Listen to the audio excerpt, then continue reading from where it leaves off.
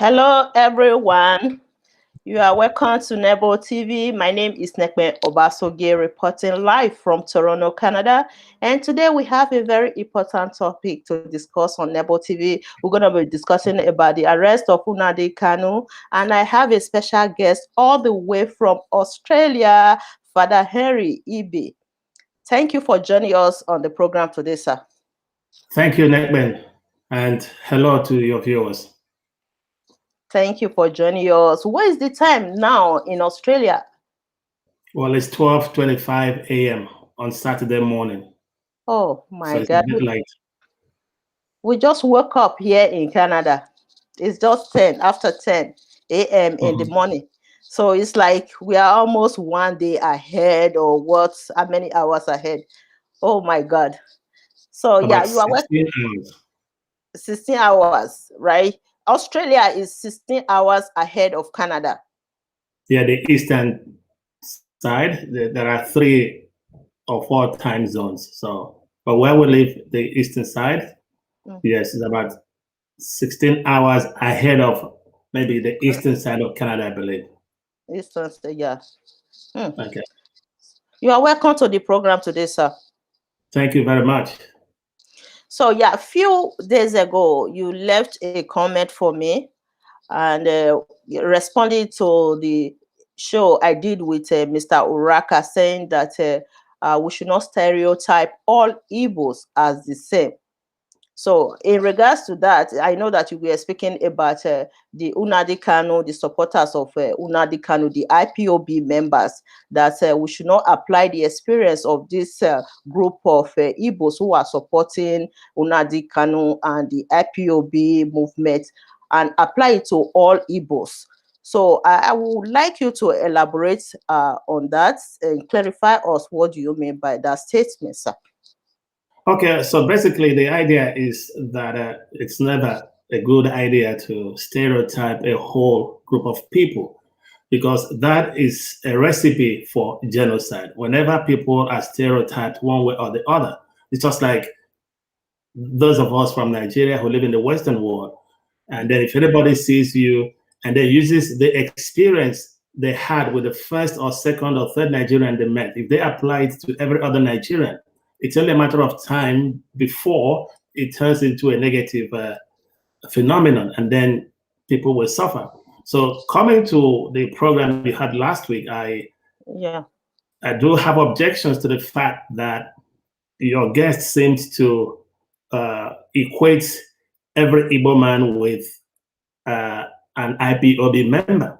Now, the IPOB is an organization fighting for the restoration of Biafra, but it is not the only movement fighting for the restoration of Biafra. Before the IPOB, you had the MASOB, and there are other groups, the Biafra movement, you have the Bile Initiative, and then there are other social, cultural, and political organizations in Igbo land, like the Alebo Development Foundation, and you also have the Ohaneze Ndebo, you have the Aka Ikenga. There are so many different things, and none of these things, none of these entities, none of these political or social cultural organizations can be said to encapsulate the totality of the Igbo nation.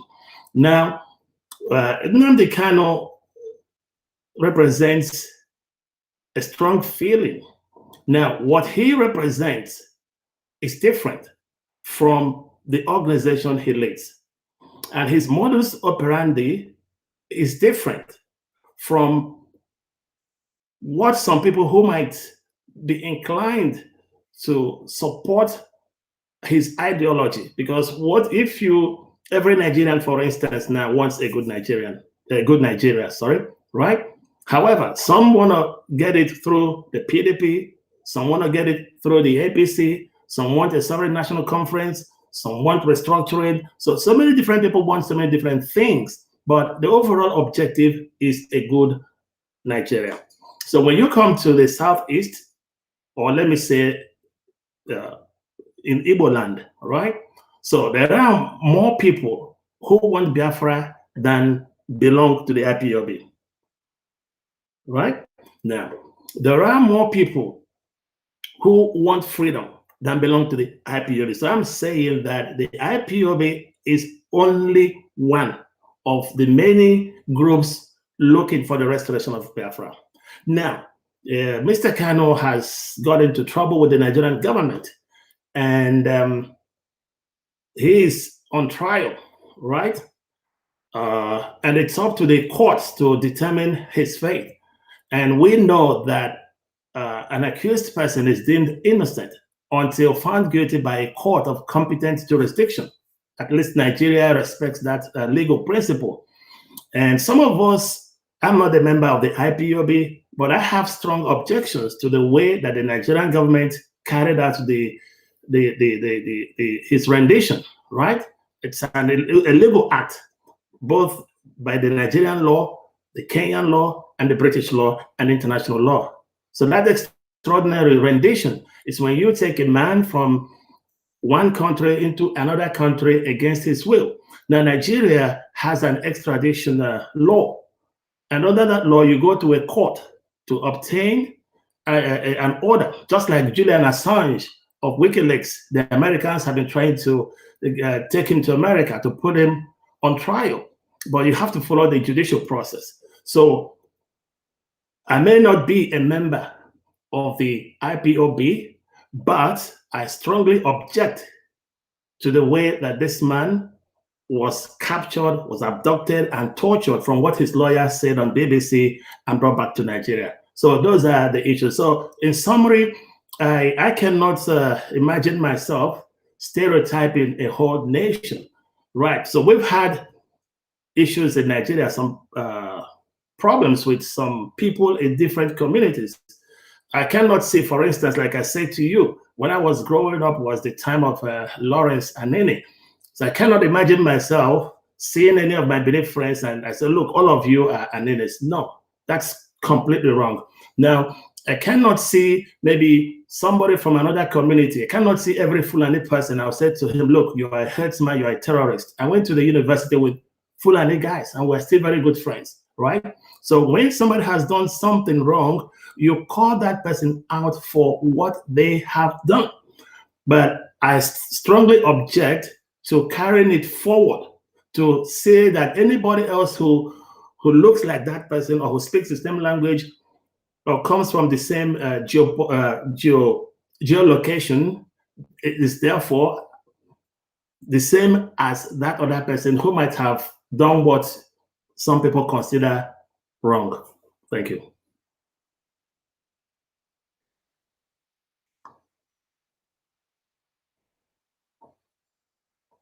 Sorry, I can't hear you. Oh, thank you, sir. Thank you for that answer.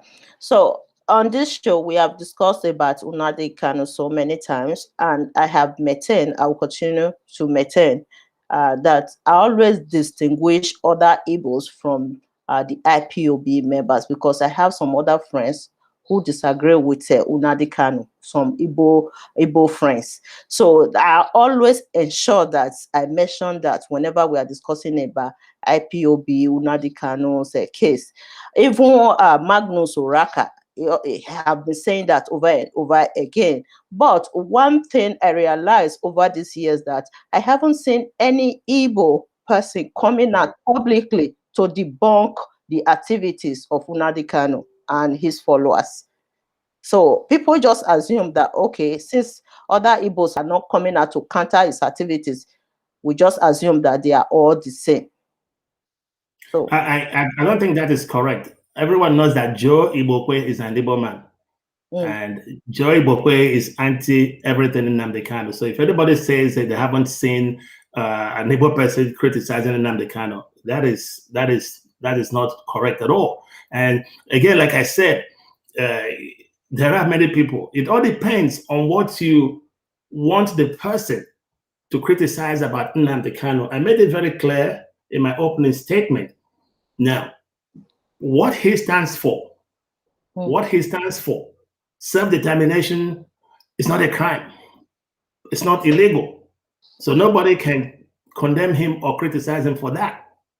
Now, if you are talking about his political rhetoric, maybe some of the incendiary comments that he makes, it's fine. It is not everybody who accepts that. But there are many Igbo people who don't even subscribe to the idea of Biafra. There are many Igbo people who subscribe to the idea of Biafra, but they do not belong to the IPOB. There are many people who belong to the IPOB, but feel uncomfortable with the rhetoric of their leader. This is the way it happens. In Igbo land, there are so many different shades of opinion. The Igbo culture is such that everybody is entitled to their opinion. But if somebody is saying, I expect every Igbo person to come out and condemn Nnamdi Kanu, but that's not going to happen because his overall objective is very popular. His tactics, the sort of language he uses sometimes might be problematic. I agree. But what he is fighting for, there are millions of the people who feel so strongly that Nigeria has given the Igbo nation the very short end of the stick since 1970. All right? Very, very true. And if he were to put it to a vote, it would be very clear that people are just sick of it. Now, do I want the country myself personally to break up? No. But do I want a better country? Yes. The question now is, how do we achieve that better country? I always believe personally that what we call a restructured Nigeria with strong federating units and a weak center will work for me. I would only want the country to, because if the country were to split, I have said to myself personally, wherever you go amongst Africans, when you say you're a Nigerian, even though our country is a big mess, they still respect you. But if we broke into, I don't know how many nations, 250 nations, well, there's nothing, again, no matter what, you're going to be each one of those emerging countries will be a small country. There will be no giant anymore. But the idea that we are the giant of Africa, even though we're a sleeping giant, it appeals to me. But I want a country governed by the rule of law. And that rule of law means that the center has to be broken. And then let the federating units or the component units have more power to develop according to their pace. Because Nigeria, as is presently constituted, is against me. Some of the people running the show, I scored far higher in JAM than them, right? So, no, that's the reality. Yeah, some of them that went to the University of Jos with me, they are running the show, right? And I know where they were when we were in class. Some of them maybe got a third class or a past degree, but I can't get anywhere. And then my nieces and nephews, right? They have to score 150 in the UTME, right? And some person needs to score 2. No, that's a fraud. I understand you, sir. What you said earlier, that there are many groups in the Eastern region agitating for secession. It is very clear. The only, I have problems with the choice of words, language, right? Even though some of those words, he stopped using them, because I do pay attention to what he says. And he's had to apologize to some people, all right? So the choice of language, the choice of language, the choice of language. But the objective, one wanting to have self-determination, is a universally guaranteed right by the United Nations. There is no problem with that at all. So I would never, ever, ever, ever criticize him for wanting a separate country. The problem is when you want that separate country by force, then you get into trouble.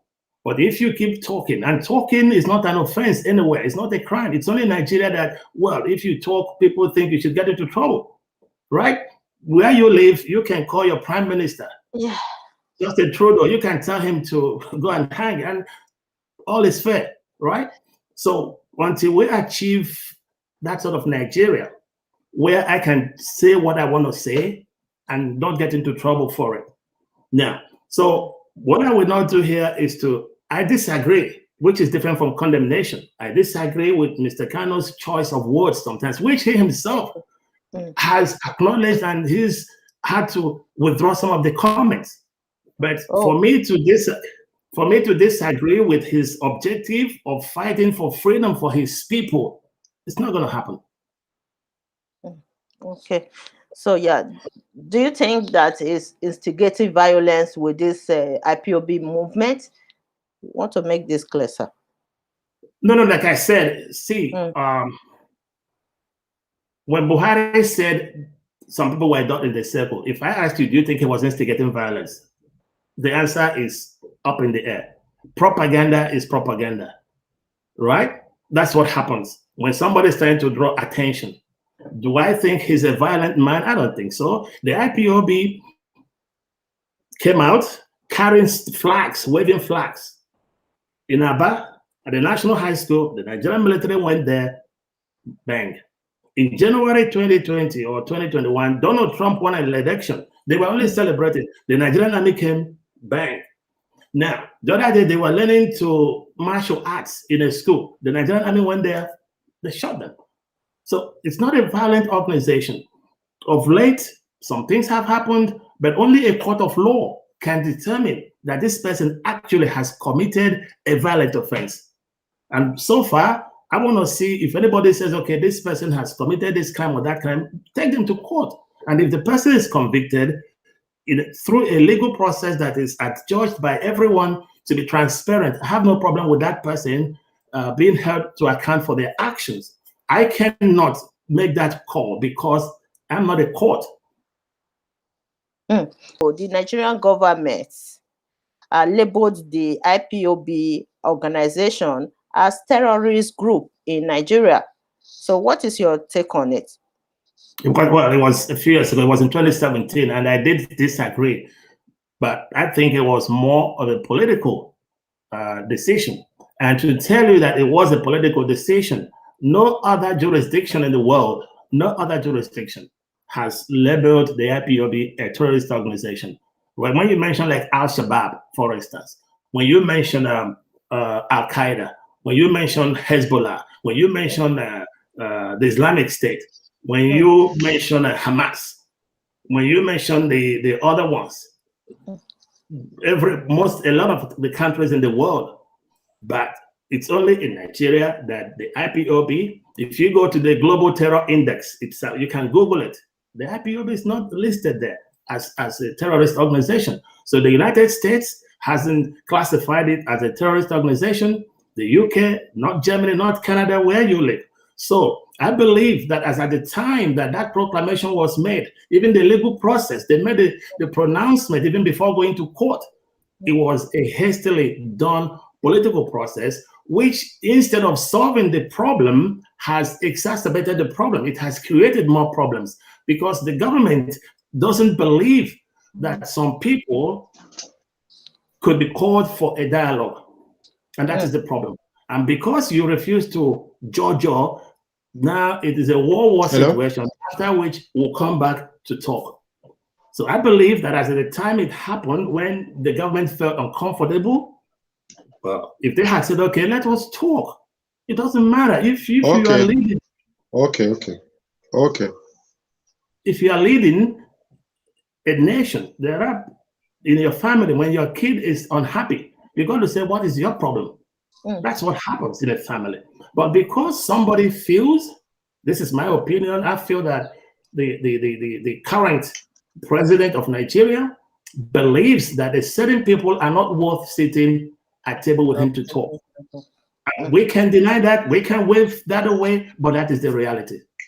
Okay, sir. Before we go to the next question, what you just said now, I even said the same thing a few months ago on this show that the president himself is supposed to dialogue with the IPOB members in Nigeria. The president has failed to do that. Anyway, let's move forward with this. With regards to the Nigerian government declaring the IPOB organization as a terrorist group in Nigeria, Mr. Oraka, I think you have a different views about this. Go ahead. Okay. First and foremost, I don't know the name of the guests that we have. Let me embrace myself with the name of the guest. My name is Magnus Oraka. Please, what's your name, sir? Now you can see my name on the screen. I can see it up here. It's not hard. Father Henry Ibi. No, it's okay. Ibi. Father Henry. Yes. Now, Father Henry. There is something that I've seen most Igbo men do that is completely out of the norm. You try to defend what is not defendable. It takes somebody who wants to it takes someone who wants to humiliate himself to come and attempt to defend Nnamdi Kanu. I still maintain with an unreserved apology that IPOB is a terrorist group. It doesn't matter whether you are fighting for a just cause. So long as you apply methods that inflicts injuries on innocent civilians, that is terrorism. Terrorism is an act that suggests people who disagree with you must agree. That is an act of terrorism. Terrorism is a process when you use any act deemed necessary to achieve your aim, irrespective of whether the act is acceptable or not. That is an act of terrorism. In some of my videos I've asked, when you grab a man and you chopped off his penis and scrotum, what in local parlance you call it blocos, when you chopped off somebody's penis and blocos, if I may use the word, is that not an act of terrorism? When you catch a woman and raped her severally by 6 young men, and the woman keeps begging you that she is not the one who has betrayed you, it's her husband, she should be let free. You end up killing her and cutting off her neck, and end up cutting off her neck with a blunt machete. Is that not terrorism? When you cut off the head of a policeman and roast it and run around the street with a roasted head of a man, is that not terrorism? When you begin to kill policemen, military men of a sovereign nation, disarming them under the authority of one man who lives abroad, is that not an act of terrorism? Come on. We know the country is bad. I know the country is bad. I know Buhari is a failure. I've said this. I'm not afraid to say it. Hold on, Ekpe. I live in the north, and I am bold enough to say here on live TV that Buhari is a failure. But that does not excuse the means to begin to harm the same people you claim you want to free. You kill them because they disagree with your method. That is an act of terrorism. And then I came into the show. I was lucky to grab where Father Henry said that Igbos are given the short end of the stick. Come on. Let me hear something else. Igbos are given the short end of the what? Right now, as bad as Nigeria is, nobody enjoys Nigeria more than the Igbos. So I ask, what does the Igbo man want before he becomes satisfied that he enjoys Nigeria? Do you want everything? You are enjoying Nigeria in terms of land acquisition. You are scattered everywhere to the point that almost every Igbo man cannot comfortably stay in his hometown and enjoy businesses unless he goes out and occupy other people's land to do business and succeed. If those people who you are occupying their land say, no, we are not giving you, you are nothing. Right now, Okay. Nigeria's Mr. economic Raka, strength, Okay, the can I economic respond? power of Nigeria. Hold on. Hold on. Let me Okay. quickly add this. It's The meant to be a Igbos, conversation. It's yes, meant to be a conversation, right? Mr. Okay, let me say that with your respect, sir, you can see the venom you are releasing. All right? Yeah, I can see your bitterness, and that's okay. That is politics, but it doesn't make you right. First and foremost, I want to disagree with you because your definition of terrorism is not right. You are mixing criminality and terrorism. They are two different things. Exactly. All right? Yes, that's what I wanted to say. Yes, You are sir. mixing terrorism and criminality. And so that is number one. Number two, Mr. Oraka, you have made a very, I think it's a mistake. But at the time, IPOB was declared a terrorist organization in 2017. No one had ever accused them. I said accused, not convicted. No one had ever accused them of any act of violence. And that's the point I was trying to make.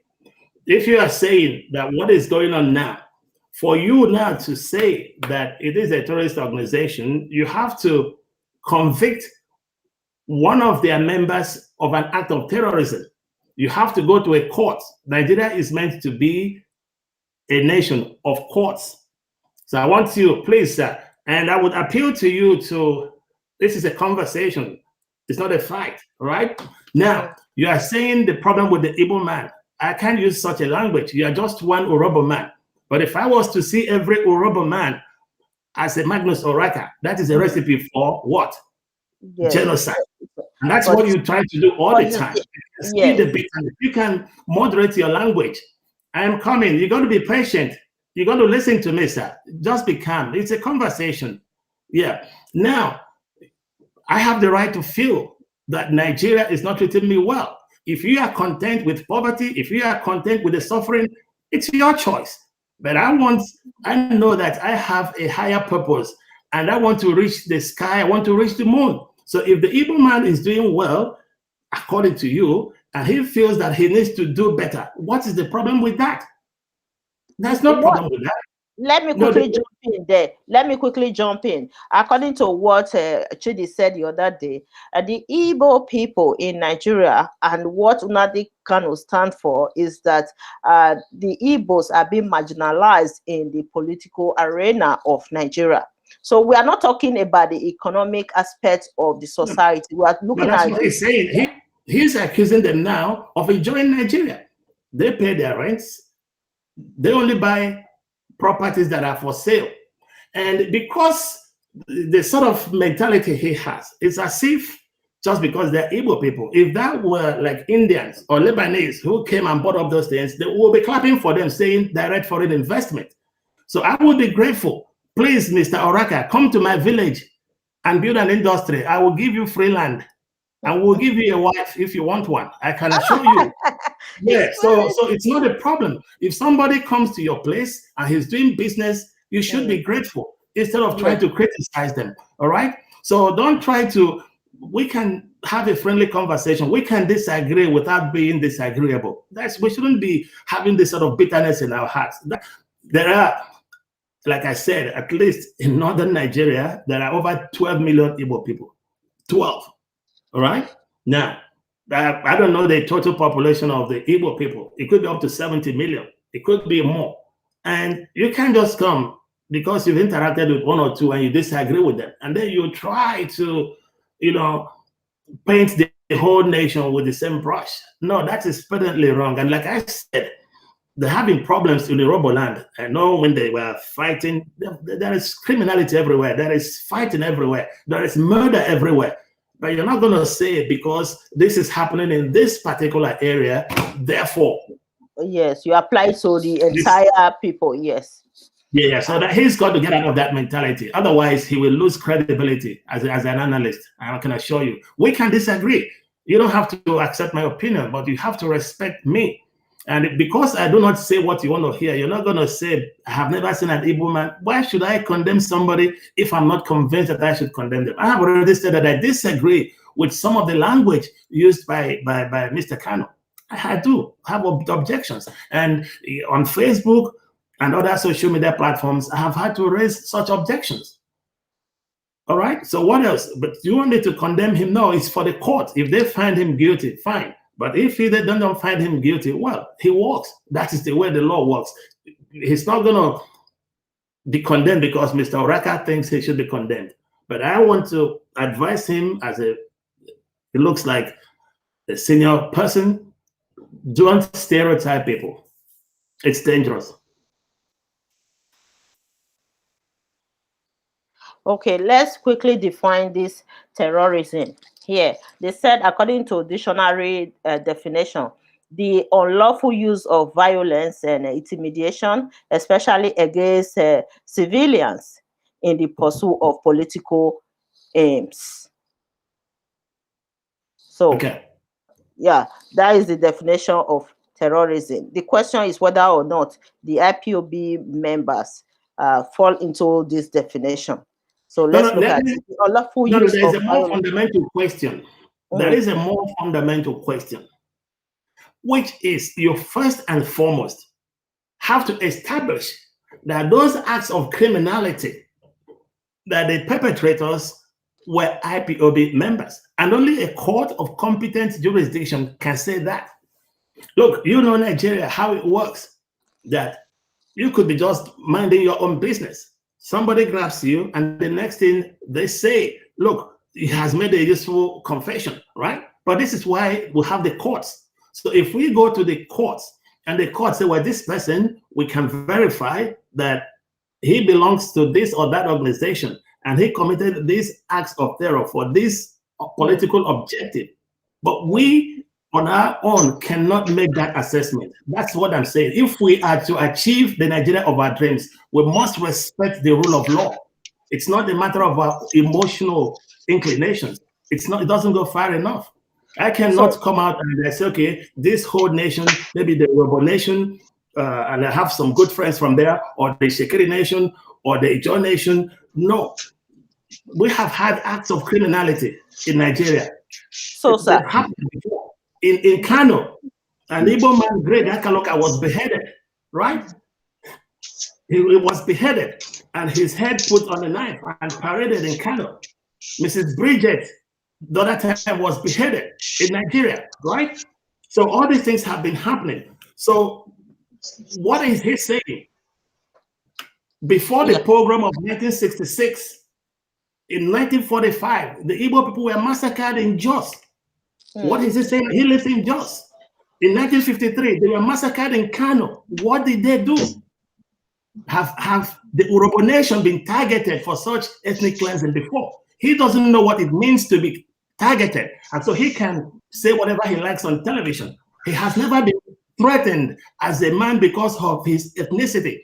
Before you say anything, what happened in 1945? What happened in 1953? Because people talk about 1966. Before 66, there was 1945. Please, can I talk now? Can I talk now? Let me ask one question, Mr. Oraka, before you go ahead. According to what Father Henry is saying right now, that the court did not declare the IPOB organization as a terrorist group. Is something that was constructed by the Nigerian government. Go ahead, Mr. Oraka, and answer that question. So the question is whether or not the Nigerian government has the right to declare a group as terrorist group without the intervention or the declaration of the court itself. Go ahead.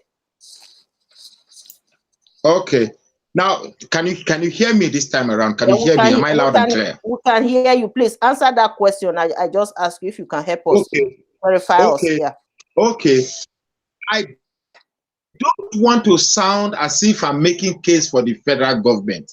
However, the Nigeria is a sovereign state, and when a country sees fit, that's not the right word. When the administration of a country sees that a group or an organization fits into the description of terrorism, you don't need a court to describe somebody as terrorism. Here I have a dictionary in front of me to describe what terrorism is. Because one thing my friend Father Henry and people from his region believe, that when God was sharing sense, he gave them 90% and shared 10% the remaining sense for the rest of us. Terrorism, stop attacking the nation. Mr. Oraka, you have to respect. Let him down. I disagree with his choice of language. He's insulting my people. No, make your point. You can make your point without insulting them. Can you please let Oraka finish? let it finish. Then you can Calm you can down. disagree with him after that. I Sir, am not here after to argue. I am not here to argue. Yeah, a discussion is we try to exchange ideas to understand one another. Please don't. If this is how you are going to do this, I will switch off and leave you to talk. No, Please. no, Mr. Raka, go ahead. Terrorism. No. Terrorism. Number one, the deliberate commission of an act of violence to create public fear through the suffering of the victims in the furtherance of a political or social agenda. Two, the use of unlawful violence against people or property to achieve political objectives. Three, a form of psychological manipulation through warfare to the purpose of political or religious gains by means of deliberately creating a climate of fear amongst the inhabitants of a specific geographical region. I want to emphasize on the third description, a form of psychological manipulation through warfare to the purpose of political or religious gains by means of deliberately creating a climate of fear amongst the inhabitants of a specific geographical region. Please, Father Henry, I am not saying Nigeria is bad. I am not saying Nigeria has been unfair to certain regions or people. The government. I said that your dictionary what? is that your dictionary. What did you say? Your own dictionary. The definition is very broad, and I hope I can get that dictionary too. No, I can text it to your WhatsApp. Let me read it. Anyway, it's clear. When there is an act of deliberate commission of violence in order to achieve an agenda, be it political, social, religion, or ethnic, the truth is that when people begin to suffer the consequences of an act, irrespective of whether the act is genuine or not. Now there's you see, people like Father Henry think the rest of us are not smart. That's my problem with a lot of you. And I'm not being specific to IPOB. I'm being general this time. You think the rest of us... What Father Henry is saying that we should distinguish those who are agitating under the IPOB platform from others. According to him, during at the beginning of the program, that there are many groups in the eastern region of Nigeria who are agitating for the same nation, for secession. However, we should be distinguishing them, the IPOB members, from other Igbos. That is what he's trying to maintain. Now, here, now, let me. There is an intriguing perspective to this argument. IPOB, as an organization, believes it is fighting for every Igbo. Call any IPOB man, they will not tell you they are fighting for only Igbos in IPOB. And here we have a situation whereby some Igbos, like Father Henry, coming to tell us that no, IPOB is not fighting from them. But the same IPOB is saying that they are fighting for every. No. Please, I did not say that, sir. No, please, you can't restrain yourself. No, you can't be making things up. No, Mr. Hold on, my guy, calm down. Okay, you cannot be making things up. Okay, he said calm down now. Why are you behaving like this? I didn't say that. You have to get calm me down. right. You can't be misquoting me. I'll show you that when it is the floor for you to talk, I need to interrupt you. You keep interrupting me. Why don't you restrain yourself now? It's called maturity. MATURIITY. Calm down. When you talk, I won't talk. No matter how spontaneous you need to respond. You're not talking to you. You're not talking to. You can't be spelling maturity. This is a global audience. You are the one not showing respect to yourself, sir. But I'm saying, when you are talking, I don't interrupt. When I'm talking, you interrupt. That is not a discussion. That's an argument. If the presenter says this is an argument, I will argue with you. Calm down, my guy. Okay, Relax. sir. It's okay now. It's okay, Mr. Raka. You go ahead, finish your sentence. Then Father Henry will go ahead. If there's anything he disagreed with you, then he will say it later on. Go ahead, Now you Mr. have Raka. now you have disrupted my train of thought. When I talk, I try to be focused, but when you interject, you interrupt my train of thought. Now, Okay, then. the truth is that you cannot bandy grandiloquence and twist the realisms or the variables of political events that unfold in front of us. You cannot twist the observation of political realism or political variables to suit your narrative. The narrative that suggests that Igbos are being marginalized, Igbos are giving the short end of the stick, Igbo. Nigeria does not revolve around the problems of Igbo. Nigeria does not revolve around the problems of Igbo. You said that I, Urobos, didn't be the target of marginalization. Let me tell you something. No, Igbos are not the most marginalized tribe in Nigeria. I keep hearing this thing, and I keep getting angry. No, Mr. Raka. Igbos are not the most marginalized tribe. The Igbos in Nigeria today, are you suffering as the Christians in Borno State? Are you suffering as the Christian in Adamawa State? Are you suffering as the Christian in this thing?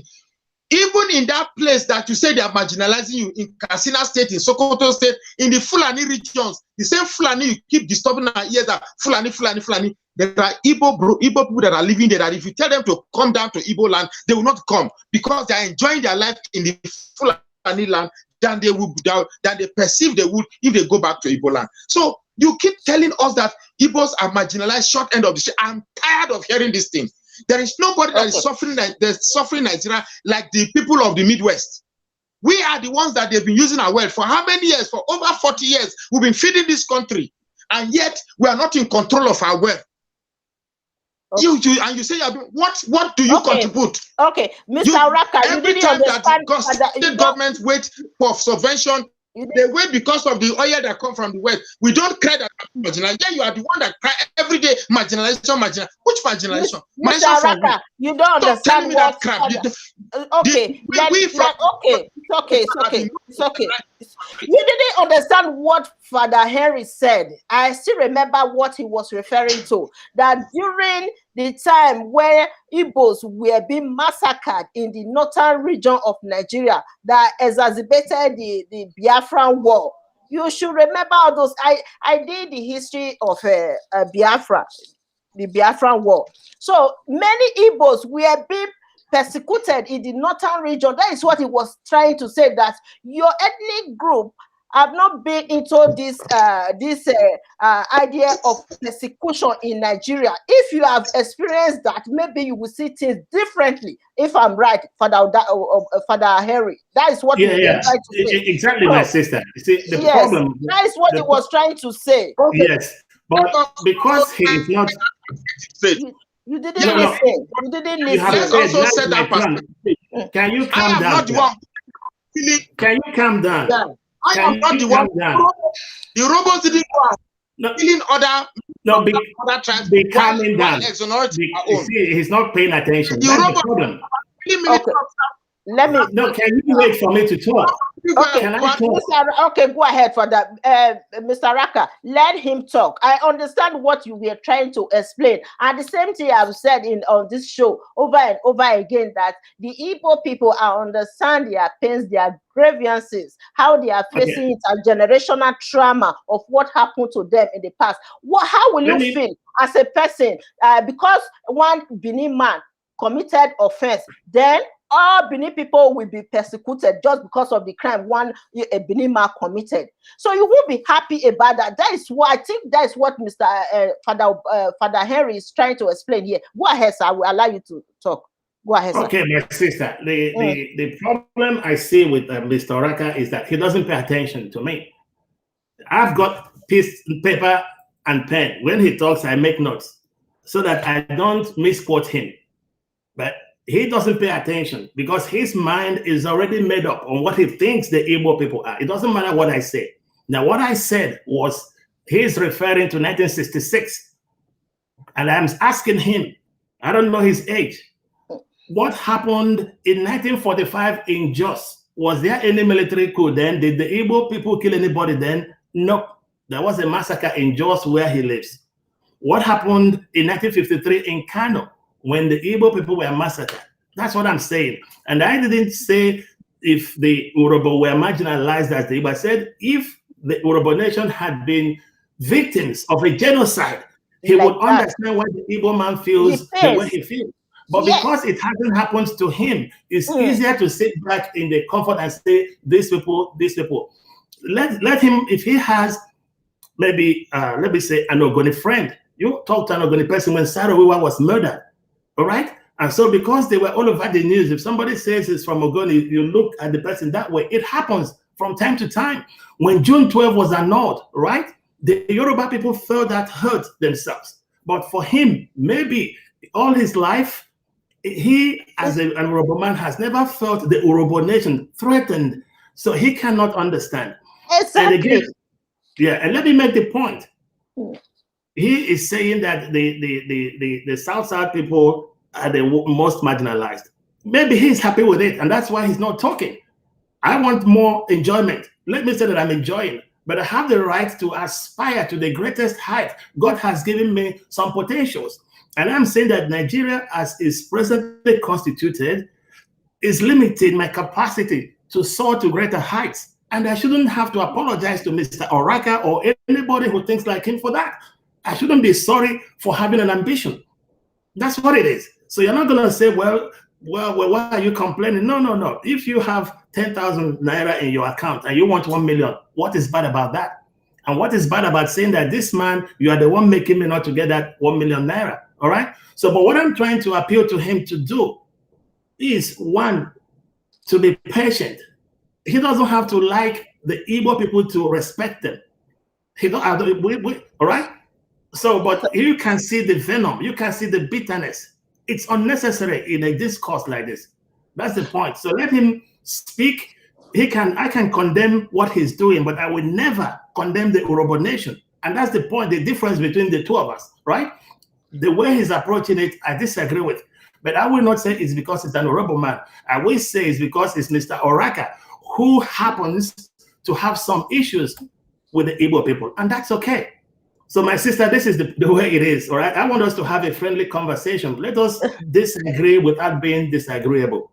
Thank you. Sir, I understand why you came to this program today to clarify things, especially this idea of stereotyping all Igbos as the same. But I have one question that I'm going to ask. I want you to explain to us clearly. What exactly are the Igbos demanding for in Nigeria? What areas of the society they are being marginalized? Please explain to us. Okay. Now, my sister, I have spoken about the pogroms that happened after the war. You know it. It's all over there that most Igbo people ended up with 20 pounds. It didn't matter how much they had in the bank, right? But we said, no victor, no vanquished. But that happened. Now, after that, in 1972, there was the Indigenization decree, with which the Nigerian government, nationalized all those business conglomerates, which meant that people from other tribes were able to buy shares and own companies, which the Igbo man didn't get. That's okay. You are aware that after the war in Rivers State, a law was passed that if you are from what is now the Southeast, and you had a property there and you went home, the house no longer belongs to you, right? Even after the Second World War, the Jewish people got reparations for their assets looted by the Germans. But what happened to our people is that some of us today go to Port Harcourt, you see, your father used to own this property. It no longer belongs to you. And we say we are one country. Now, so as I'm speaking to you, up to date, yes. Well, it's all, he knows it. You can Google the abandoned property issue. So these are the issues he knows. My problem is some educated people like him, they don't want to acknowledge the fact. I'm coming. So I believe that if you are traveling from Eleme is in River State, right? From Eleme to Aba is half an hour. There is no gas pipeline. No gas pipeline. From Eleme to Aba is half an hour. You can even jog. But you can see that the country is building from Escravos to Abuja to Kano to Kaduna, right? Then I should be clapping that I'm watching that this thing, and at Ebema in Imo State has gas. It's not as if I'm even, let's leave that one. There's gas there, it's been flaring, but we don't have gas pipelines to power our industry. You expect me to be happy and clap. Now, when it comes to that industry and pipeline, you know, this problem is something that happened to virtually everybody in Nigeria. We have this issue. So go ahead, sir. Go ahead, sir. Okay. Now, I believe that something like the coal industry, right? If the regions or the states were allowed to harness their resources, within 2 years, we can build a coal-powered plant to give power, electric power to our people. We want to progress. We want to manufacture things. So I believe, I don't want to talk about what is happening in terms of appointments now under Buhari. My problem is not whether he's appointing anybody, because under some previous governments, our people were into good positions. But I'm looking at the overall objectives. I can challenge him in all his life. Let him mention one federal industry that has been built in Igbo land since he was born. And I challenge you to say, okay, we know. I mention any other geopolitical zone, I would say this is what has been built in my lifetime. I know when the fertilizer company was built at One. I know when Newsprint was built at Okwiboko in Akwa Ibom. I know when the aluminum smelting company was built. I know about Alaja, all right, in Delta State and all those states. You name one in your life that has been built in that part of the country. And you expect me to stay and so clap? Is the government that is building it, or individual can build it? No, these are federal establishments. No, I'm talking about these are federal establishments. Okay. So I challenge him to tell me one. I don't know how you say one in the Do language. The echo in Yoruba, Ofu in Igbo. Let him tell me one. So and you expect me to sit back and clap? In this country, right? President Obasanjo woke up one morning. He closed Savannah Bank for nothing because he had arguments with Jim Mobodo. He closed Orji's Okalo's Slug Airlines because he disagreed with Orji's Okalo. Ibeto Cement hasn't been working till today. And you expect me to sit back and clap for the system that has pressed my people down, that is making them not to achieve their God-given talents? I'm not begging for government money. So do you think that this restriction that you are talking about right now is based on tribalism in Nigeria, or is just something that happens to every Nigerian, every region in the country? So when you talk about economic exclusion in Nigeria, I think the Igbos are very successful. I would say that. My sister, we keep mixing private enterprise and government protection. We keep mixing it. Okay, yes, you are right. Yes, you are right. Let me tell you, if you put a gas pipeline from Eleme to Aba, or you take it to Onitsha, and then they will take your job. We create jobs and employ other Nigerians. That's the point. But God has given some people there. We're not, this man says we say we're the smartest. No Igbo man has ever come out to say we're the smartest. Nobody is the smartest. No. We didn't say they are smartest. We are talking about they are very industrious. That is what we are talking that's about. What your guest, that's what your other guest said. That's what got me to challenge him. He said that he would believe that God gave them 90% of the sense. And that is a very, very, very, very, incendiary language. He's trying to incite other people against a tribe. And that's not good. So what I'm trying to say to you, my sister, when you look at all those things, you will see that what I mean by marginalization creates a level playing field. Don't favor me. Let the JAMB standards be the same. If you are talking about getting into the civil service, establish one national standard. You get this score, you get it. Because the president the other day, they asked him, everybody knows that after the army chief died, that the next in line by seniority was an Igbo man. Everyone knows that, right? But he stepped down and appointed somebody. So, and when they asked him, he said, well, it was because of experience and this. So why don't you say, okay, when it comes to JAMB admissions, let it be. If you pass, you go in. But if I pass, somebody who didn't pass as much as I did gets in, I don't get in. And tomorrow he becomes my boss. And you expect me to sit down and clap and be apologetic because I'm an Igbo man? That's not going to happen. So I have to defend my right to protect my people. Just like he has the right to defend his own people. Whatever he does for the survival of his people, I will never condemn him for that. That's the difference between the two of us. So, yeah. So, one more thing about the political exclusion in Nigeria, that the Igbos, that is the number one thing that they have been demanding from the government, that they want political rights in Nigeria. I will let Mr. Oraka. Hello, Mr. Oraka, can you hear me? I can hear you loud and clear. Can you hear me? You know that the Igbos have been demanding for political rights in Nigeria. Some people are saying that an Igbo man can never be the president of Nigeria. We have to be realistic about this. Mr. Oraka, tell us about your views about this. That the Igbos are. Please, okay. Please, yeah. I'd like to tell the viewers to forgive me. I was using the other phone, but the strength of that phone is too weak. However, this phone is strong, but the pictures is clear. So forgive me. Okay. Number one, do you know that just within the space of the interruption of this video, of this thing, I have received 3 calls just now, just between the last time I made my comments and now that I'm coming in. I've received 3 calls threatening me that I'm going to die. And this man is standing here telling me that IPOB and this Biafran nonsense is not terrorism. Just now,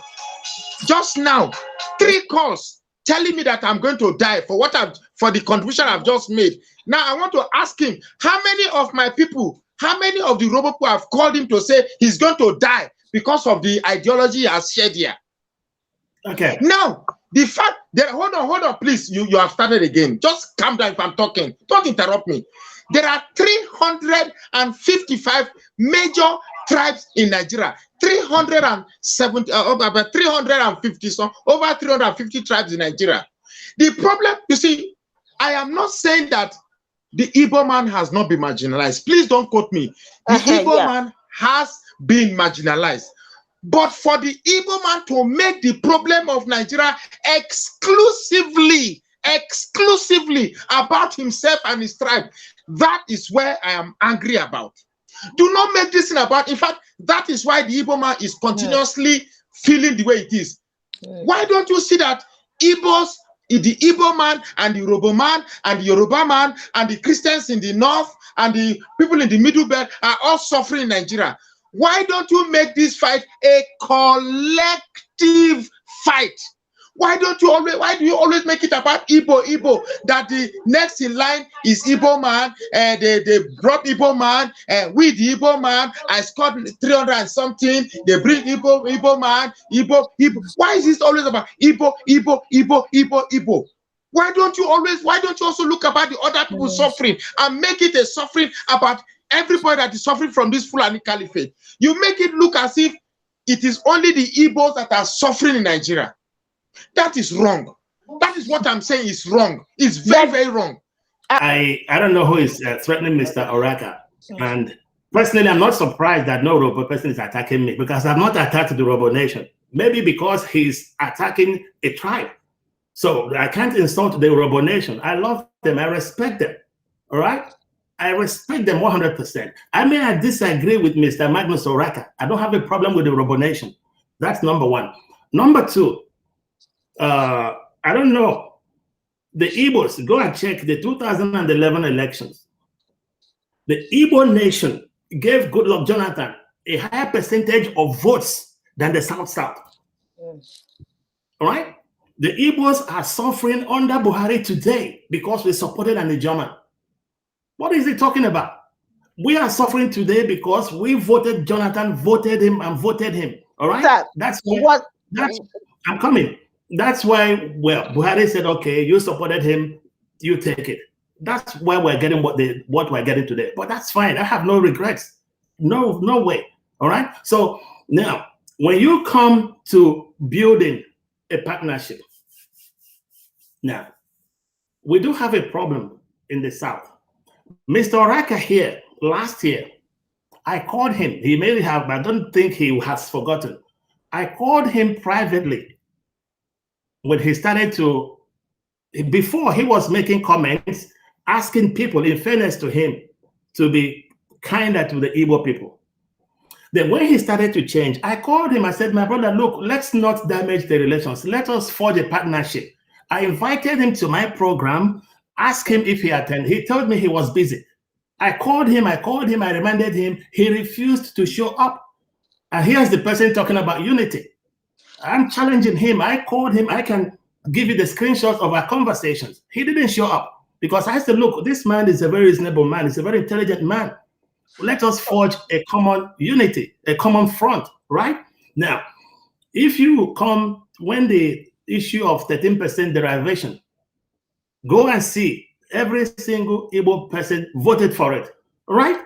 Now, what else? Because a particular group, the Ohanes and Igbo and the Pandev and the Fenifere and the Southern Kaduna People's Union and the Middle Belt Forum, they're all meeting all the time. But to him, every Igbo man is Nnamdi Kanu, and Nnamdi Kanu is every Igbo man. So, Nneamodo, he hasn't seen Nneamodo. Ike Koremado, all right? Rochas Okorocha, who even speaks Hausa and goes to the north. To him, those people are not Igbo people. The only Igbo people are the ones who do what he doesn't like, and therefore, every Igbo man is bad. I challenge that narrative, and I reject it in total. So yeah, I understand you, sir. It's very clear to me. But what Mr. Oraka was saying is that the IPOB, the Igbo people, they are distinguishing themselves from other Nigerians. When you look at the issues affecting people in the country, it's everybody that are being affected in the country, not only the Igbos. How come only the Igbos are saying, "Oh, we the Igbo people, we want to leave Nigeria"? Everything is about the Igbo people. You understand? So it's like the Igbo people are a little bit self-centered. That's what he's trying to say. That this issue is not about Igbo people, it's about all Nigerians. So yes. Every single tribe in Nigeria is self-centered. Every. And you mentioned any tribe in Nigeria. Now, if an Igbo man comes and says, okay, let us form Biafra, for instance, including everybody, he will be the first to say, no, you want to come and take our oil. So we can't win. This same man will say, no, we don't, stay on your own. Now, so how do we do it? Let him show leadership. I challenge Mr. Oraka, form a Southern United Front. I will support it. Show leadership. All right? So it doesn't matter, like I've said, all the Southern groups, the Igbos participate fully. The last meeting of the Southern governors, the Igbos were fully there. All right. So I don't know what, and when you come even to the Nigerian project, what he's saying, we have made enormous contributions. Just the other day, 2 days ago, a few days ago, Nigeria beat the USA in basketball. All right. The 15 people in that team, 13 Igbo people carrying the flag of Nigeria.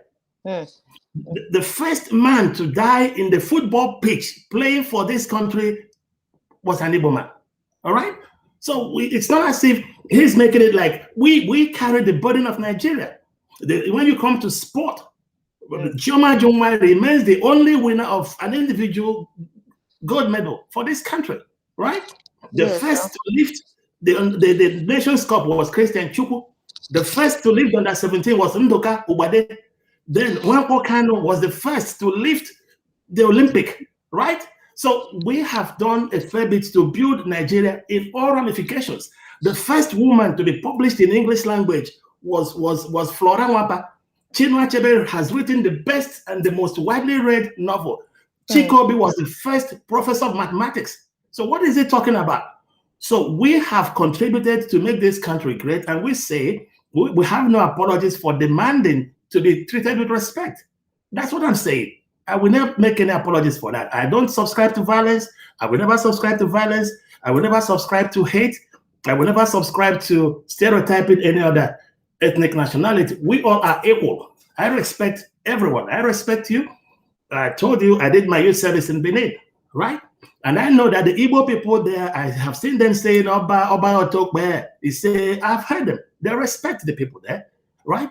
And I know that in every community where they go, an Igbo man cannot start a fight, because when the fight starts, the first thing will be his shop that we go. So they don't fight. That is true. So if anybody is threatening him, that is bad. But you cannot say that it's Igbo people.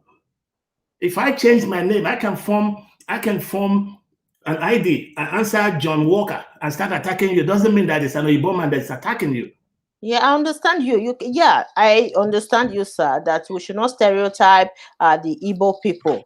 It is time for us to separate those who are under the control of Nnamdi Kanu from other Igbos. I understand what you are trying to say. However, Mr. Oraka has a different views about that. For him, he believes that you said the Igbo people are being marginalized. So he's saying now that no, where in Nigeria, Igbo people economically, they are even more industrious in the country. How can you say the Igbos are being marginalized in the country? That the problem of Nigeria affects everybody equally. Nobody is different. But you are saying that no, not really. The Igbo people are being, so that is what Mr. Oraka is Can I trying ask to you a question, contact. my sister? Yes. How would you feel if I said, look, Edo people, it wasn't only your artifacts that were stolen. You are making it all about, no. You're going to say, my friend, get out. It's our artifacts, we want it. And it's your right, right? If I said to the Ijaw militants, look, you are getting, what is it called? Amnesty money. Shut up. They're going to say, no, we want more. It's not a sin to want more. Because we are the ones that the environment we are It's not a sin to want more. No, listen. It's not a sin to want more. No, listen. What Father Harry is trying to say here is that the Igbo people have their own peculiar problem in Nigeria, different from other ethnic groups. That is what he's trying to say here. Okay, like the Benin people, for instance, if we say, oh, we want our artifacts, because the issue of artifacts is peculiar to only the Benin Edo people. So that absolutely is what is trying. So if they can I say something now, please? Yeah. Okay. Do you know that even now again, I've received like another 5 threat calls that my family will die, my children will die, and the person even called my wife, not me. The person just called my wife now. The number is +41. Okay, let me not call it. I'm going to. It's a private number. No. You cannot just forget about the number. Okay. Now, Father Henry, when I'm talking, can't you just restrain yourself? You've dominated this program. Plus the time that I'm having issues with my network and everything. When I'm talking, just restrain yourself. Mr. Raka, one thing I will also add to it: whenever you are referencing the Igbo people, make sure that you don't say all the Igbos. So some Igbos. So correction taken. Father Henry is trying to put correction on taken. This program today. Okay, correction taken. I understand Father Henry. What he's doing is absolutely right. Please, Nekpe, you should be fair to me. I've not had my fair share of time on this program. This man has gotten more than fair enough. So you should allow me talk. Let me spit my heart out. You understand me? Go ahead. Okay. Now I understand what Father Henry is doing. Believe me, I understand, and I'm in support of what he's doing. The only point I just want him to understand, you see, the reason why the average, and this time I'm being general, the reason why most protagonists of Biafra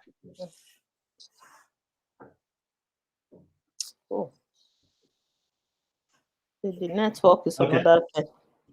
Have not seem as if it's just Igbos alone that are suffering in Nigeria.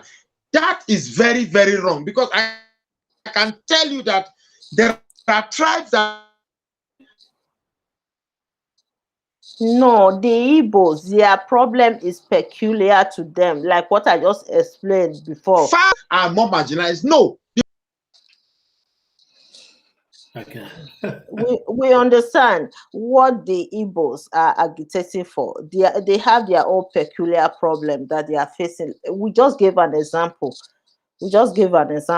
If me, someone like me from Edo State, from Benin, agitating for artifacts, the return of Benin artifacts, you cannot expect Ausama to be doing the same thing, because it's the problem that is affecting only the Benin people. It's peculiar to us.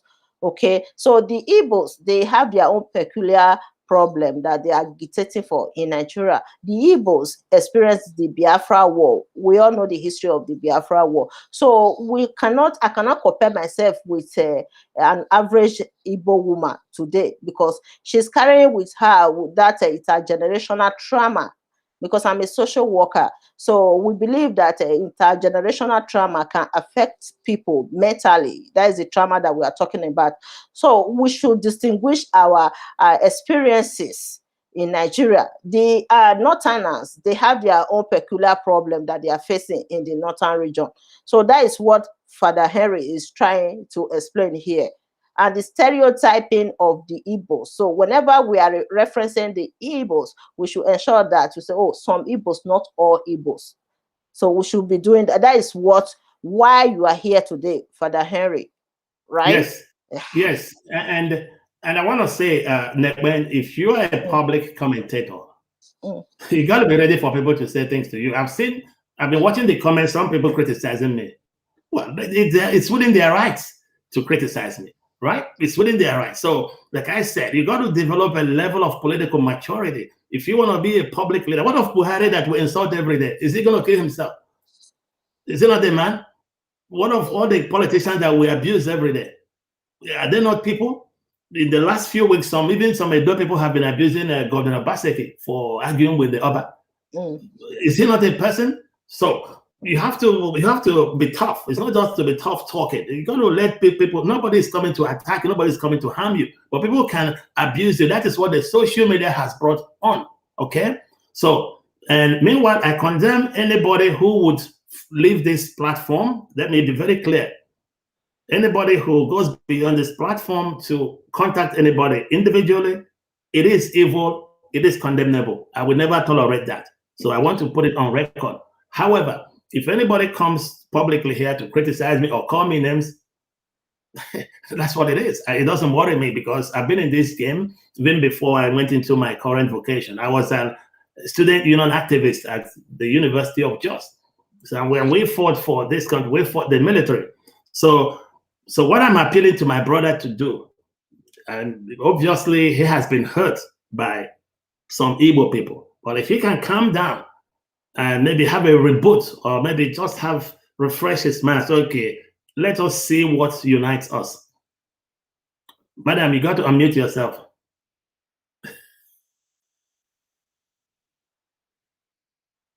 Yes, sir. I was talking to Mr. Oraka. He said he's coming back. Yeah. Okay. Yes, so what I was saying is, if we believe that we're in this together, see what happened yesterday with the electronic voting, right? Omar Gege is an honorable man, if I'm not mistaken, right? He voted against it, right? Then he's the leader, the most senior ranking honorable politician today, voted against what? Electronic voting. The most senior Igbo politician, Enine Abarebe, voted for it. Omo Agege voted against it. Should I now be condemning the Yoruba people? No. That's the point I want him to see. So nobody is perfect. No tribe is perfect. We all have our issues. But when we put our differences aside and see what unites us, when you go to his village or whatever, you would find Igbo people selling whatever, and some are married to the local women, right? Why don't we celebrate that and fight as a united front? If I start to pick on him, I would say, okay, every Yoruba person is bad. But that's not true, because I have good relationships with the Yoruba people. And that I will continue to say. That was the reason that motivated me to write to you. That no, you can't just come and say, Igbo people, Igbo people, Igbo people. That's not good. In Rwanda, that's what happened.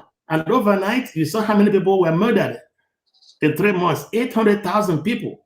So we should stop stereotyping one another. Let us see the things that unite us. And there are many things that unite us.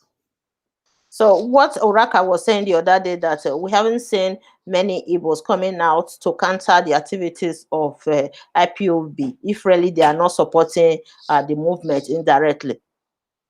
No, I have said, is he saying that Joe Ibokwe is no longer Joe Ibokwe, or is Joe Ibokwe an Urobo name? So what is he saying? Raf was Orike, the founder of Masop, the origin after Emeko Ojukwu. When it comes to the Biafran struggle, after Emeko Ojukwu, you get Raf Wazirike, who started Masop in 1999. The IPOB grew out of the Masop. He has had problems with Mr. Kanu. So does that mean that whenever people like that are speaking, Mr. Oraka switches off his phone or he goes to sleep? Because what is he expecting? Does he expect us to kill our own people? Man, that's unreasonable. So there are people in his own tribe that I disagree with. That's what I'm saying. And we've had criminality in every part of this country. But so trying to demonize an entire nation is totally, totally unacceptable to me. And I have to keep saying it. I'm happy to appear on your program. I will maintain the same point that until we learn, the respect we're talking about starts from here. If I'm talking with you and I don't respect you and what you do, and I don't respect your people, how can I expect you to be at peace with me? So I expect that when we come here, we'll laugh, we talk, instead of pointing fingers, and it's not going to help us. We know where the problem is coming from. The problem of the Yoruba nation is not the Igbo man. And he knows that, and I know that too. He is not my problem. We have lived together with our neighbors there for hundreds and hundreds of years.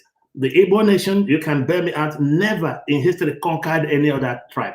We don't go to war because our terrain is not designed for war. God didn't design Igbo land for war. We have no mountains, we have no valleys, we have no caves, we have no forests, right? We have no deserts. So we're not a warring tribe. What happened before was that our people were being massacred all over. We said, okay, come back home. So he has to understand that. So the Igbo technology was meant for commerce. And that is what we do. When the Igbo man wants to trade, even this your program, if you want to sell it now, if I get money, I buy them and sell it at a profit. That is who we are. Other people have their unique talents. All right? The Benin bronze now is there forever. You can't say, look, they should be sorry for using their God-given talents to excel. I disagree with him on that. So that is the point, and I want everybody to know. So everyone should be proud of who they are. And if you are not satisfied with what you're getting, right, you have to ask for more. As rich as Canada is, people still go out to the streets to demand more. True? That's what it is. You're not going to say because somebody decides to be comfortable in their unpleasant condition, then I have to be in solidarity. No, I want that person to see that, okay, if I'm agitating, they're agitating, our voices will get louder and we can achieve something. I believe that strongly in my heart, that we can change Nigeria, but we will not change Nigeria by the person closest to me seeing me as the problem. Okay, yeah, seeing you as the problem. At the same time, what Mr. Oraka was saying, he listed some of the activities, the criminal activities carried out by the IPOB members. You remember when he quoted all the activities, some of the activities, I would say. So what will you say about those criminal activities of the IPOB members? Again, my sister, I have said I don't live in Nigeria. Okay? I don't live in Nigeria. Until if I'm listening or watching on television, somebody is taken to court and they're convicted for that. And they say that the reason, the motivation for that act of crime, meanwhile, I condemn every act of criminality. But I'm saying we must distinguish. In the last month or so, two prominent Igbo people have been killed in the north. We didn't say it was an act of terrorism. A medical doctor and a professor. So should we not go and say, okay, because this person was killed in this state, everybody in that state is a terrorist? Ahmed Gulak. Ask anybody from Imo State. Ahmed Gulak was like a hero to Imo people. I understand that. I understand. The question I ask is that some of the criminal activities carried out if anybody, that is the job of law enforcement. if anybody commits a criminal activity, they should be arrested, tried, and locked up. They belong in jail. No, that's no, it's not, it's a no-brainer. All right. But what I'm not going to do is to say that somebody was beheaded in whether it's Sapele or whatever, then the Urobo people are terrorists. I will keep making that point. Yes, I understand that. So criminals should be locked up. And if those people are found to be the IPOB members, they should be locked up as well. Well, nobody can. I want peace. I want to go home and be able to relax and have a good time and maybe run around, visit my friends, maybe visit Mr. Oraka in his village and eat banga and whatever. That's who we are, right? So I have traveled the country a little bit, and I made friends. I made friends from Delta State, from River State. But I did my youth service with the late Oronto Douglas, right? So I understand what goes on there, and I have Ogoni friends. I have Benin friends, of course. I can mention their names. I went to Unijust with them. I did my youth service there with them. I love them. You know, honestly. Mr. Oraka is speaking from his own personal experience. Even in the middle of this program, some IPOB members were calling him, threatening him, even calling his wife's phone number, threatening him. So all those things, you know, you just put yourself in the shoes of Oraka. That is why he's angry. And when he's angry, it's very difficult for him to differentiate the IPOB members from other Igbos. That is why you always say Igbos, the Igbos, the Igbos. But in reality, the other day when I brought him to this program, he tried to distinguish the other Igbos from the IPOB members. Okay, so yeah, it's experience. It's not having good experience with the IPOB members. Sure, you know, not all of them. Go ahead, sir. Go ahead. The point I want to make is some people have been attacking Igbo people here in your comment section, right? Now, because it's easier to maybe identify an Igbo name. So that's why. But I can see the names. I can pronounce the name, but I don't know where they're from. I don't know. Maybe if I see something like Oba something, I might say it's a Benin person, right? Which is not always true because you can see Oba Femi in Yoruba land. But because it's so easy, and so when anybody attacks him, he says it's IPOB. But I'm not sure that the person attacking him, which I condemn, but I'm not sure that the person will say, look, I'm IPOB, I'm attacking you. So, but what I'm trying to say to him is that, look, I am sorry, nobody likes to be vilified. But let him see the way he feels, that's the way I feel when he attacks my tribe. See, these things, this is how you balance things out, right? So I condemn anybody attacking him. Myself, I won't care if anybody's attacking me. I won't even look at it. That is politics. That's the nature of politics. If you think the kitchen, if you're afraid of the heat, don't come into the kitchen, right? So we sit here, we criticize politicians, and he's a politician. Maybe he's not elected yet. One day he might be, but he's a politician. People will abuse him. People will threaten him. It doesn't mean that they're coming physically for him, but I'm trying to advise him to look beyond that. Or maybe you can block them, or you make a new number. I don't know how people got his number. Nobody's contacted me because nobody has my number. Yeah, I understand that. Like me, I'm used to criticism. I've received so much death threats on this program. If I ask certain questions, some people will insult me. If I ask questions in favor of the other side, they will insult me. This side will insult me. You know, I'm used to it. I don't even take it seriously anymore. To the extent that people were sending death threats to me. Death threats. Some people have told me not to ever come to Nigeria anymore. So I'm seeing a lot. So it's part of the thing. So yeah. So thank you so much for today's program. Mr. Oraka, I think he cannot log in anymore. The network is terrible from Nigeria.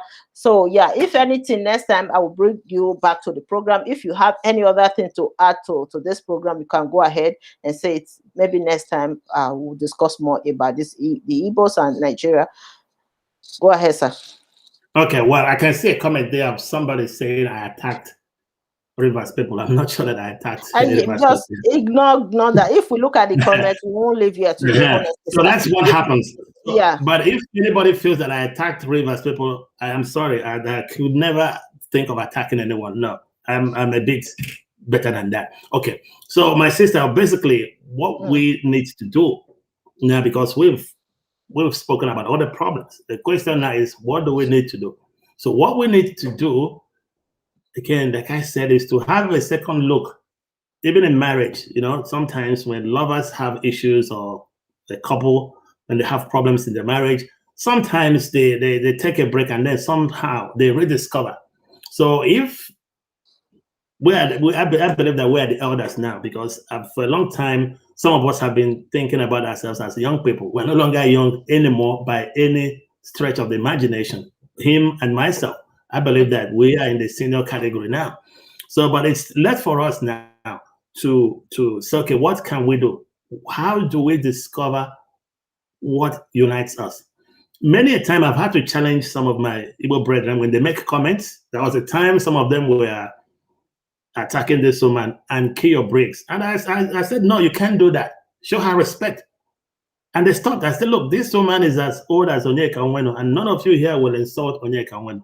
And that was enough. I do that, right? But you're not going to get wound up. You are very educated. He's very educated. Maybe somebody who has secondary education, or maybe just happens to get an Android phone, right? And is able to get data. Somebody who doesn't understand politics, and they are speaking from their hearts and not their heads. So how can you now let that sort of thing upset you? It doesn't happen. There are people who will say things that they don't even understand. There are people who make up things. They will say, Shehu Shagari has come back to life, or Juku will come back to life tomorrow. Because somebody they believe is educated has said it, many people will run with it. You see such things, you dismiss it, right? So what I'm trying to say, my sister, is it doesn't matter the misgivings we have about each other, especially in the South. We must, it is an imperative, we must look beyond. And let me assure some people, I don't think that I have an interest in taking another person's land. What am I going to use your land for? Now, all I want is where God has given me through my ancestors to be able to thrive there, to be able to flourish there. So if I come to your place, I come as a visitor, and you can offer me a lease, and I pay the rent. If you come, we are begging people to come to our place and invest. But people are saying, whatever. In my village, we have a man who came about 30 years ago to set up a shop. Today, we love him. We don't even want him to go. He married one of our sisters. The children are grown up. We love it when people come to our place to invest. But we don't get many like that, because we are the ones who go out. And it's just by our nature, because the way we live, the population density is very high. We've got to be honest about it. And so the people there, because everybody is a trader, almost, not everybody, they want new territories of trade. But nobody can say that the Igbos came and conquered. Forget about the war. The war was a war situation. We're not going to say this was what happened during the war. Why should we keep living in that war mode? The war ended 51 years ago. So if we are still living in that war mentality in the South, we won't make progress. That's my point, my sister. Thank you so much, sir. Thank you. You know, this Nnamdi Kanu and the IPOB members, anything about them is very, very controversial. So I'm very careful with what I say, because I don't want people to attack me. Some of my Edo people, the Midwest region of Nigeria, they are saying right now that I'm supporting the IPOB members. This, I'm supporting the Igbos. Look, I'm trying to play neutrality here. Neutrality. I'm not supporting anyone. I'm not in Nigeria. I'm not planning to go stay in Nigeria even today, 10 years, 20 years from now. So forget about whatever. I'm just asking questions. I ensure that I balance this interview today. Father Henry, thank you so much for joining us all the way from Australia. And next time I will bring you back to the program. Mr. Oraka was not able to join the program again because of the network problem. So thank you so much. If you have any question, people, you can leave your question in the comment section. I will read your questions. Maybe next time, if I bring Father Henry back to the program, we can explore the questions together. There is one critical question that someone just thrown in, that do you believe that Buhari is dead? President Buhari is dead? No, of course, Buhari is not dead. No. Buhari, how can anybody say that? Okay. No. So And you know that Nnamdi Kanu have been promoting Yeah, this. of course. Well, this is one man out of 70 million. It's the same thing we're talking about. Maybe because he has, I can understand, he has a good followership, right? But that's what he said. But that's not what I've said to you now. You have asked me, and I can see people here asking for my number. Please, if you have any questions for me, send it to the moderator. She will pass your questions and I'll answer. That's what I can say. Yes. Right? Yeah. So yeah, Okay. because Nnamdi Kanu has made many people to believe that President Buhari is dead. Not just only the IPOB members, even other Nigerians, many Nigerians to believe that the president is dead. So that is why that question that someone just thrown in, it makes sense to me. So if you have any question, all this things so doesn't really make any sense, please throw good question that we can explore here. There's no need of wasting time writing things that we cannot read out. So please, there are many questions that you can ask. Use your time wisely. Use your time wisely. Thank you, sir. All right. So this is very important that you let people understand that not all Igbos are supporting the IPOB movement. Okay, yes, crystal clear to all of us today. We haven't seen so many of these Igbo people coming out to clear the hair about the IPOB. Many people assume that all Igbos are supporting the IPOB movement. So it's Yeah, good but, that you came here today. my sister, I don't think, for instance, if somebody says something that is false against the Bidi nation, I don't think I'll ask every Benin person to come and debunk it. No, as an educated person, I have to read in between the lines. All right. So if you, like I said, let me be very clear. Strategy is different from tactics, right? Yeah. This man is calling for self-determination for his people, and nobody expects any Igbo man to come and say, I condemn that. That is different. The tactics now, which includes maybe the choice of language, like I've said, yes, those areas are problematic. And I know, in fairness to him, that he has come out to apologize to some people, to say, look, I shouldn't have said this, or I'm sorry I said this. And Dele Momodu has said that himself. Femi Fane-Kayode has said that himself. Reno Omokri has said that himself. And these are the big players. I'm not even one of the players, all right? So, but what I'm trying to say is, let us go beyond the obsession with what Mr. Kanu has said or what he hasn't said. What is the solution? We have to make that transition. So how do we want to cooperate?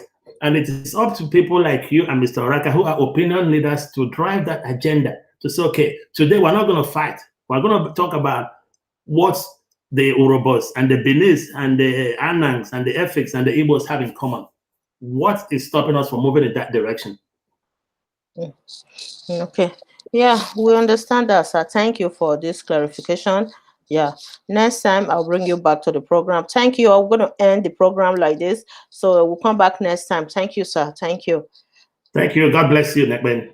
Good night. Thank you, sir. Yeah, bye.